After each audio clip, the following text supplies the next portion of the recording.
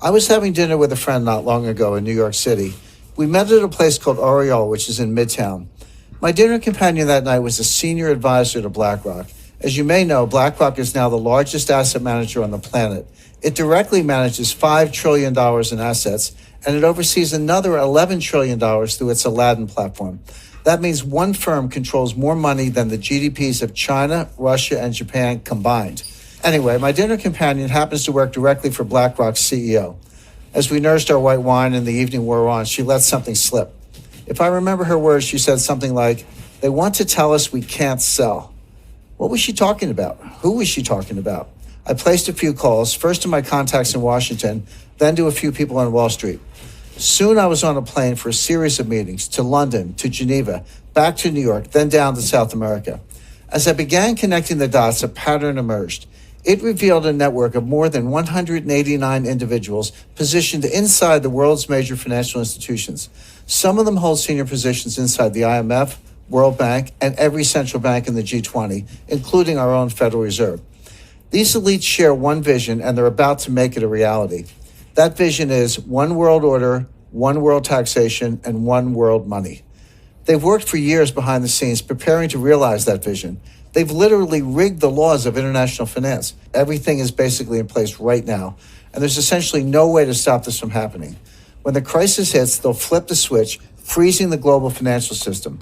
That will give them time to reset the world economy according to their vision. As the coming crisis unfolds, President Trump will be powerless to stop it. In fact, trying to stop them would probably weaken the president's power altogether. That is amazing, Jim, really. So what did these elites want from your contact at BlackRock? Basically, they want to classify BlackRock as too big to fail. The technical term is Systemically Important Financial Institution, or SIFI.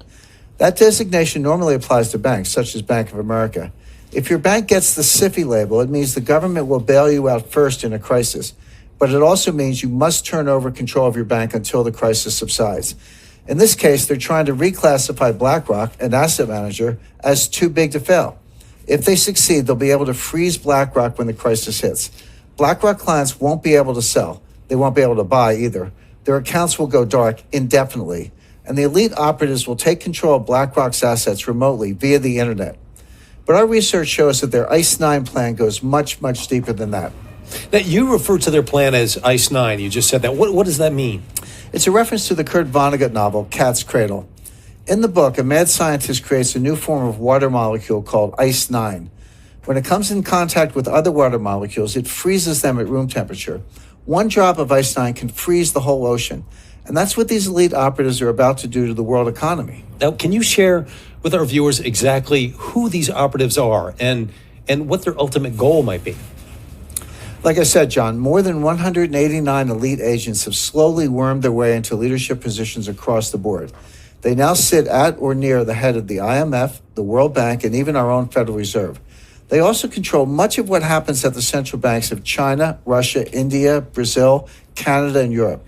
As you know, these institutions form a kind of global superstructure. It forms a kind of snare net encircling all nations. Their leaders aren't democratically elected. They're not accountable to you and me. They're beyond the reach of government and citizens, and yet they hold the fate of the global financial system in their hands. To get a sense of how they operate, imagine an array of floating spheres. One sphere is labeled IMF. One is labeled Fed. One is labeled Bilderberg. One is labeled Wall Street. One is labeled central banks. One is labeled intelligence agencies. One is labeled media, and so on. The elites inhabit all of these spheres, and together the network forms a kind of 3D Venn diagram. As I see it, regardless of what sphere they inhabit, the elites all share the same vision: one world order, one world taxation, and one world money. All of their actions are geared toward moving that agenda forward. Now, are you able to share the identities of these elites with our viewers? We've identified more than 189 individuals who are in many cases hiding in plain sight.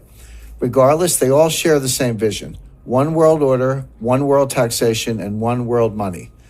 A short list would include Christine Lagarde, Managing Director of the International Monetary Fund, IMF; Mark Carney, Governor of the Bank of England; Raghuram G. Rajan, Vice Chairman of the Bank for International Settlements; Haruhiko Kuroda, Governor of the Bank of Japan; William C. Dudley, President of the Federal Reserve Bank of New York; Agustin Carstens, Governor of the Bank of Mexico; Janet Yellen, chairman of the board of the Federal Reserve System, Mario Draghi, president of the European Central Bank, Zhu Min, former deputy managing director of the IMF, Zhou Zhiuquan, governor of the People's Bank of China, Robert E. Rubin, chairman of the Council on Foreign Relations. This A-list of central bankers and other elites is just the tip of the iceberg. Of course, not one of these elites will tell you outright what's going on, but I've seen and heard enough to connect the dots for myself. Not long ago, for example, I met with one of their senior operatives. He's a leading economist who served as the chairman of the Federal Reserve during the last crisis. He's considered one of the most influential minds in banking today. We met privately during a conclave in Seoul, South Korea. Of course, I'm talking about Ben Bernanke. I came away from my meeting with him stunned and convinced that ICE 9 was real. Not long before that, I set up a one-on-one meeting with another member of the network. His name is Zhu Min, the former deputy governor of China's central bank. Until recently, he served as deputy managing director of the International Monetary Fund. Zhu is a brilliant guy, like Bernanke, and he's pleasant and well-meaning. There's no doubt in my mind that he's also a member of the elite network preparing to impose ICE 9 on millions of Americans. But I wasn't done with my research. I have since met with dozens of senior officials, intelligence analysts, and former Wall Street colleagues. My quest led to a final meeting, a face-to-face summit with the head of Bilderberg. We met at Rockefeller Center in Manhattan, and he was very eager to get my take on the euro as a currency. I was happy to provide it, of course, in exchange for some valuable intelligence. As I say in my new book, he did not have horns. In fact, he gave me a nice gift when we parted ways, a blue Swedish vase. I keep it in my writing studio at my home in Connecticut. But my point is, I came away from all three meetings convinced of one thing. When the next crisis hits, the elites are planning to freeze the financial system, and they'll replace it with a new system, one not based on the U.S. dollar.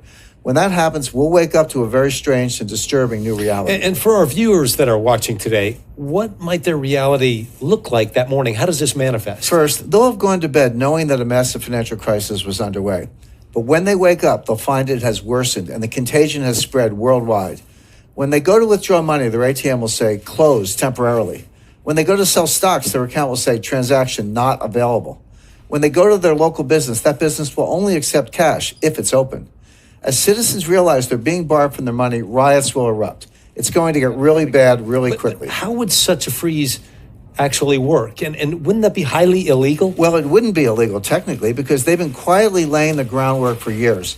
They've rigged the financial laws, changed the rules of the game to allow this to happen. The stage is set. They have the levers in place. The lights are positioned. Now someone just needs to flick a switch and they'll impose ICE 9 rapidly. And again, all of this will be legal because they've rigged the system in their favor. Here in the U.S., for example, Congress pushed through something called the International Emergency Economic Powers Act, or IEPA. This allows the government to freeze accounts, assets, even whole institutions at will. The only condition is that there's some threat to national security with a foreign connection. Of course, with a global market, every financial crisis has a foreign connection. Any systemic crisis fits the bill. And the thing is, when the next crisis hits, it's going to be so bad, President Trump won't have any choice but to go along with the elite's plan. Wow. That is, you have to admit, that sounds somewhat hard to believe. Now, how could these operatives actually freeze a whole country's financial system? Well, fortunately, we have some recent real-life examples to study. The elites have been conducting a series of dry runs for years, leading up to ICE 9. Look at Cyprus, for example. A few years ago, the Cypriot economy was in trouble, especially the banks. The IMF stepped in and loaned Cyprus $10 billion, but the loan came with strings. Now, pay attention because this is precisely what they're going to do. But imagine it on a global scale. So in exchange for the capital injection, the IMF demanded control over the Cypriot banking system. More specifically, the IMF froze the entire system, literally every bank in the country. And they did that to ensure the IMF's demands were met, including strict capital controls. So how did all of this impact regular citizens? Their local ATMs went dark. Even the bank branch was closed, permanently in some cases. Citizens could not withdraw cash. They couldn't even transfer funds from one account to the other. What came next? Wealth extraction on a grand scale. The IMF basically stole 6 to 10% of all the cash in the Cypriot bank accounts. How did the elites justify this?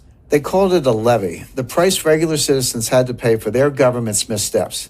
Keep in mind, these asset confiscations were done at the balance sheet level with the institutions themselves. They never had to confiscate individual accounts. They froze every account by controlling a handful of the country's biggest banks. When the next crisis hits, we're going to see this here in the US and around the world, and it'll be a highly coordinated global attack on the entire system simultaneously.